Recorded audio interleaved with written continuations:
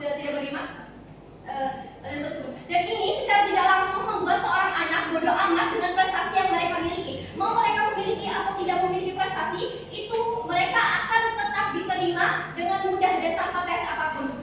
Berbeda dengan ketika kami mendukung dengan adanya tes terlebih dahulu kepada siswa-siswi yang akan masuk. Itu akan membuat sekolah bisa menentukan mana anak yang berprestasi yang layak masuk sekolah tersebut dan mana anak yang tidak berprestasi yang tidak harus masuk sekolah tersebut.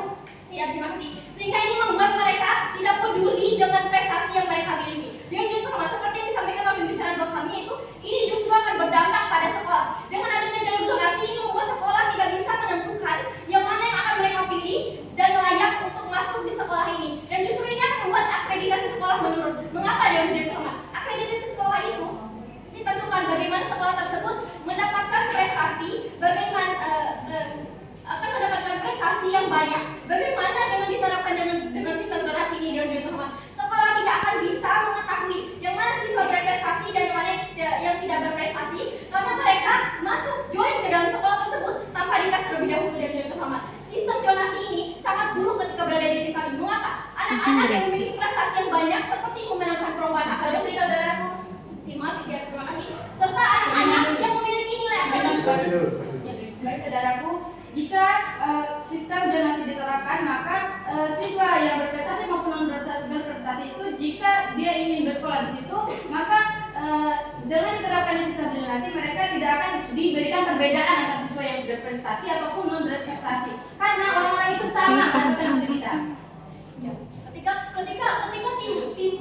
tim proposisi mengatakan mereka layak untuk mendapatkan pendidikan, tetapi pendidikan yang seperti apa, rekanku sekalian? Ketika sistem zonasi itu mereka masuk ke dalam sekolah tersebut tanpa tes. Bagaimana dengan anak yang berada di luar zonasi yang telah memiliki prestasi sebidang ilmu? Mereka sudah telah banyak berbuat prestasi. Itu akan tidak adil bagi mereka yang ada di luar itu karena mereka hanya saja tidak terima kasih.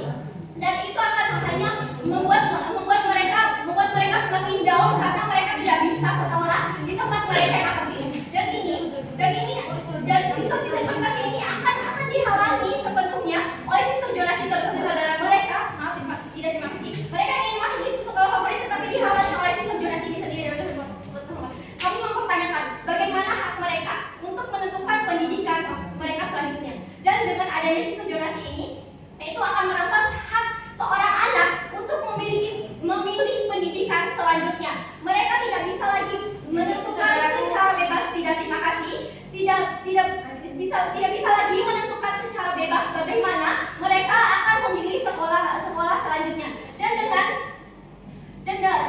dengan kemauan mereka sendiri. Dan ketika ditentukan sistem zonasi ini, seorang anak akan menjalani hari-harinya di sekolah tidak sesuai dengan keinginan mereka sendiri. Dan hal ini akan berpengaruh pada akademik, yang dimana akademik anak yang awalnya berprestasi menjadi anak yang tidak semangat untuk terus terima kasih, tidak untuk terus mengasah prestasi yang mereka miliki karena dia